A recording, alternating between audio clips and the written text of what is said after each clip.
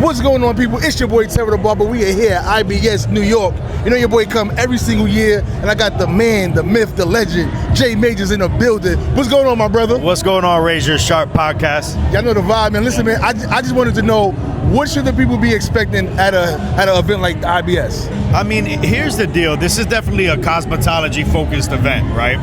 So you're going to see a lot more stylists than barbers. Mm-hmm. But at the end of the day, I feel a trend of cosmetologists want to learn from us. They can't, no offense, but some of you can't fade like us. Of course. Legally, you're not allowed to use the razor. Mm-hmm. But we can't color like them. Mm-hmm. We might not be able to blow dry. A lot of us can't do what they do. So I think the beauty about the hair industry is if we're all inclusive and we can learn a little bit from everybody and just come in and soak things in. Like there's a cosmetology booth that I saw yesterday that I'm like, wow, I might want to implement that at my sales booth at CT Barber Expo. Yeah. So you never know what you're going to learn, and every time you're learning, you're earning. I've been coming to this show for 26 years now. Wow. I might have missed it like twice. Yeah. So Squire, I see Squire doing so many big things right now. They're talked as being the #1 booking app. What should we expect from Squire for 2026? Squire, we're really focusing on AI. Mm-hmm. Now, you know, there's this big misconception that AI is going to take people's job. Yeah, maybe the shop receptionist, if you still have a shop receptionist. I mean, it was hard to pay someone $600-700 a week to answer phones when people converted over to online booking. Mm-hmm. So we have a really cool system. I want you to do a trial if you haven't done one yet on Squire AI, where you're gonna have a virtual receptionist. You don't have to answer your phone while you're cutting hair. I feel like we've gotten to an era, and maybe you could agree, that customer service isn't like it used to be. It's not. These young barbers sometimes are wearing headphones, and they tell them, you know, hey, once they tell them that haircut, they cut their entire head, then they say, all right, $50. Yep. Back in the days, we used to shoot the shit. We used to make fun of it. They rank on us. Yep. Then my client would start clowning with the barber next to me. Yep. Like, bring barbershops back again. So when you have AI answering your phone, booking your appointments, the beauty is we can interact with our clients more. Absolutely, you know? Absolutely. And so one main thing is that I see that Squire is doing some great things. I love the rollout of all of the content that they putting out. I love the whole hip hop thing where they got the people with the microphones. Yeah. It's just bringing back the culture that's being lost in the barber industry. You know, King might have said it best, that hip hop, that barbering is hip hop. Yeah, 100%. And since the pandemic, a lot of things have been stripping away from the barbershop. So to see things like that, it just gives me more pride to see that we're bringing it back to where it first came from. Yeah, 100%. I mean, obviously a lot of the hip hop culture inspires, you know, like we have talked about in the past, the haircuts and everything. You know, Squire's a black-owned business. Dave and Song, we got a young African-American brother from Harlem and someone from Brooklyn. Salute. Had like the American dream, and they were able to put it. I thought, when I first met Dave, I thought he was crazy. Really? Yeah, because like, the math wasn't mathing, and the software in the beginning, it needed so much beta. And it needed so much testing. And then as time went on, I got hired right before COVID. And one thing that they did, which impressed me, is they said, listen, we're going to waive all of our fees for all of our accounts. Mm-hmm. We're going to send rubber gloves. We're going to send towels. And we're going to send hand sanitizer. When no one had hand sanitizer, they sent that for free to all of their thousands of barbershops nationwide. So when I'm like, damn, that's a company that's actually for barbers, because I feel like, as you could probably agree, a lot of these companies have been taking from barbers for years. Absolutely. People use, oh, can you sponsor my show? Yeah, I'll send you a trimmer. Like, I need more than a trimmer. It doesn't keep these lights on. Yep. So I love what Dave and Song have done. They're good dudes, and you know, they grew into a phenomenal business. So CT, what should I expect? Because you know I come almost every single year. What should I expect in the other onlookers that's going to take the time out to come to CT? So it's my 15-year anniversary. Salute to that. This year, I listened to my audience. I don't want to hear barbers' life stories. I don't want to hear how many baby mamas you have or what you've been through. We want to learn hair cutting. We want to learn how to run your business effectively. We're going to talk about investment strategies, like we always do, but it always falls on deaf ears. Mm-hmm. I think COVID was a big eye-opener for people that didn't even have a reserve for money to pay their bills, and they were living week to week, check to check. So we're going to be talking about that.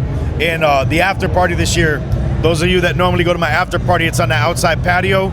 We actually have shuttle buses So I'm asking you guys to provide as much transportation. We're about to be 15 minutes up the street at another casino, at a luxury bowling alley that's actually a nightclub. So it's like 3 different rooms, and we're gonna have some live performances, and it's gonna be a sick after party. We're going to a more younger audience casino. Because Mohegan's like an old school gambling casino if you go there. Yep. But Foxwoods is a little more for the younger crowd. Okay, so y'all heard it first, man. Yeah. CT 2026 is gonna be magical. So I can't wait. Y'all should make sure y'all get y'all tickets now and don't wait till later. Final question I got for you is, I like to do something called barber questions. It's 5 rapid questions, and I just want to get your perspective on it, right? Yeah. The first question is top 5 clipper companies. Top 5 clipper companies.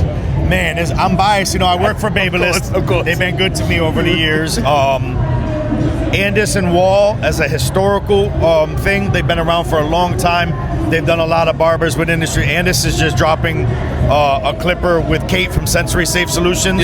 So they're dropping a quiet clipper that's going to be good for autistic clients or people with any sensory issues. So big ups for that.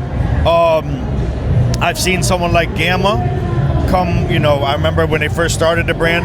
Austin's actually the person that gave me a chance, so I would say Gamba. And number 5, I mean, obviously Coco. Those are the top leading 5s, I would say, in the industry right now.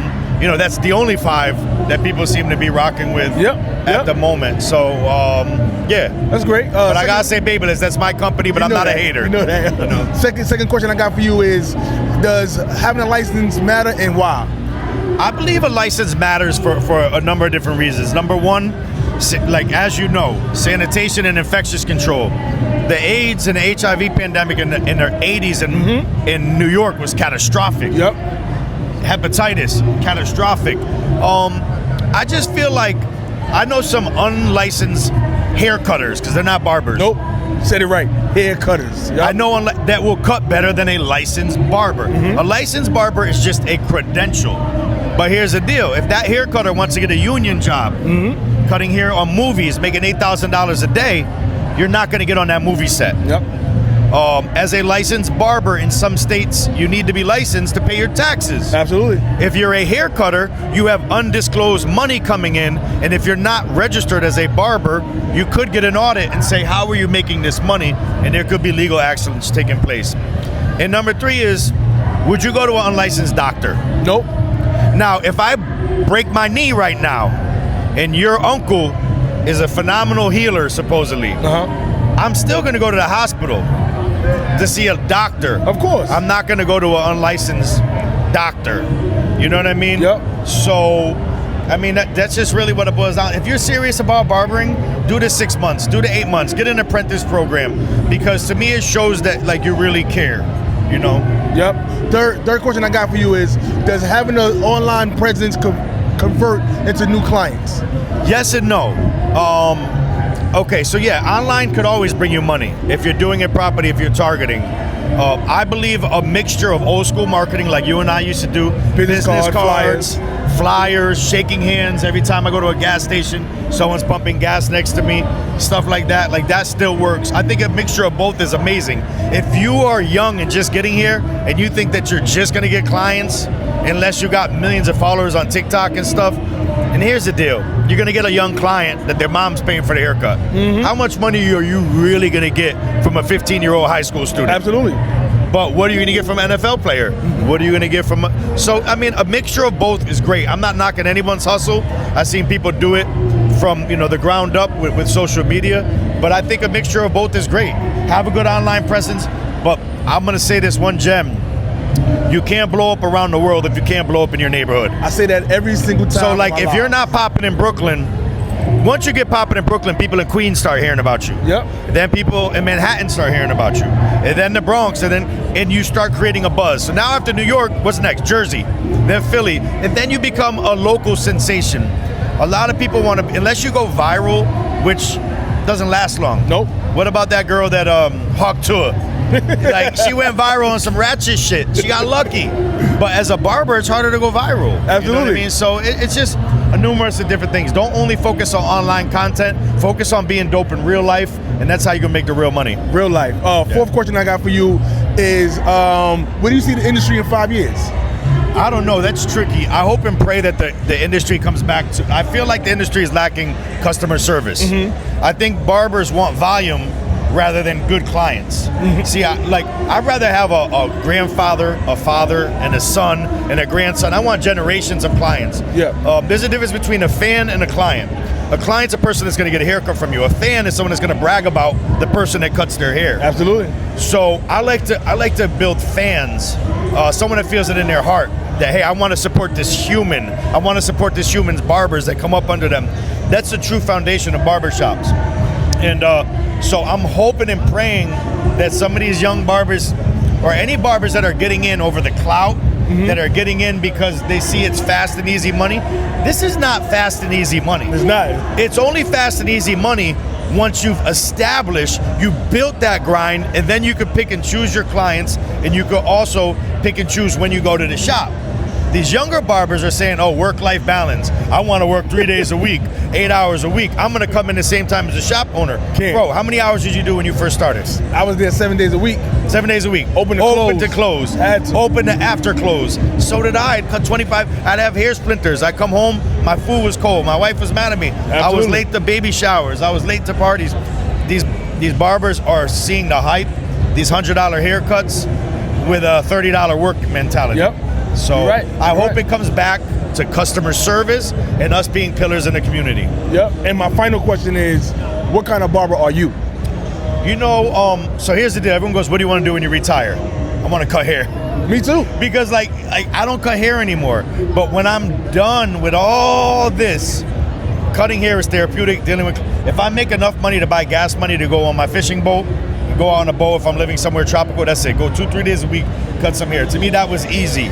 The type of barber I am, unfortunately, I was put in a position as a leader, right? It didn't happen on purpose. I don't think no one becomes a leader on purpose, right? Yeah. Like you're born with leadership qualities, and what you have to do is you have to cultivate it and find out how and why you're leading. Absolutely.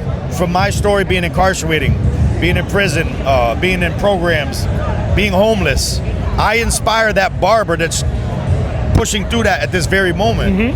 So it's my job to set an example for him or her.